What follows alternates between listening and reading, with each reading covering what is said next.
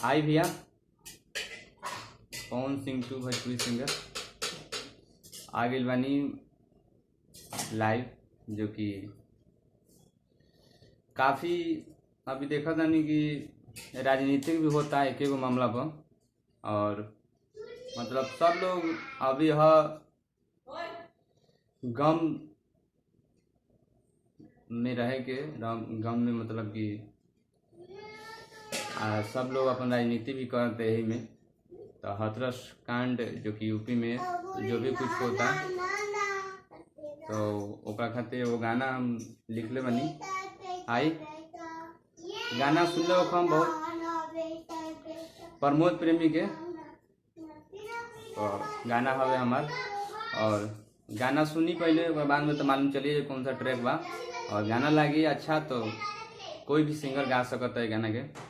आई सुनाओ तनी गाना। हाँ, ऐसन पापी कुल के जिंदे दह जलाई भैया, ऐसन पापी कुल के जिंदे दह जलाई भैया, दीदी मनीषा के इंसाफ चाही भैया, दीदी मनीषा के इंसाफ चाही भैया, ऐसन पापी कुल के जिंदे दह जलाई भैया, ऐसन पापी कुल के जिंदे दह जलाई भैया, दीदी मनीषा के इंसाफ चाही भैया, हर दीदी मनीषा के।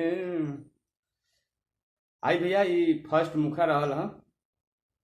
और अंतरा भी काफ़ी अच्छा ही लिखले बानी, लेकिन अगर उन्हीं के चेंज करे के हो तो चेंज भी कर सकता नहीं, ऐसी कोनो बात नहीं के। अपने हिसाब से बहुत बढ़िया लिखले बानी। और देखी आई अंतरा भी सुनाओ तनी। हरे देखियो न देखी करे अंधा सरकार हो, दिन प दिन बढ़ल जाता जाता कितना अत्याचार हो।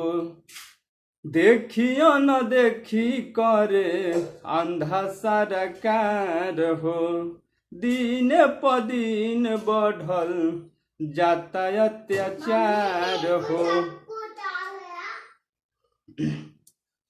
काट दिहल जीभिया के ओहू के कटाई भैया, काट दिहल जीभिया के ओहू के कटाई भैया, दीदी मनीषा के इंसाफ चाही भैया, दीदी मनीषा के इंसाफ चाही भैया। आई भैया ये फर्स्ट अंतरा है। और लास्ट अंतरा भी जो में नाम रख सके नी वो हवे ऐसन कि हम पर नाम रख ले बनी में काहे कि। और उन्हीं पे अगर गाई तो उन्हीं भी चेंज कर सकता नहीं, मतलब नाम। तो आई सुनाओ तेरी लास्ट अंतरा भी सुनी। हरो तारी माई अपन पीटी पीटी छतिया, गरीबवन के संगे ऐसन होता दुर्गतिया, होता दुर्गतिया।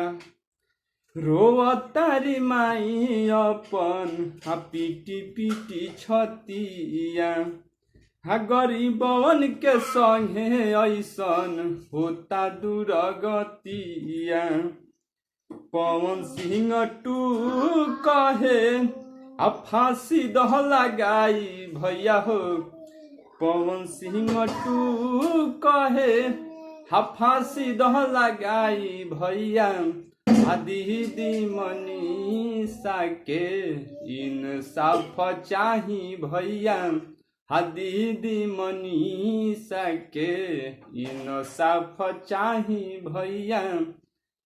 ऐसन पापी कुल के हा जिंदे दह जलाई भैया ऐसा न पापी कुल के, हर जिंदे दह जलाई भैया हा दीदी मनीषा के, इंसाफ चाही भैया हा दीदी मनीषा के, इंसाफ चाही भैया।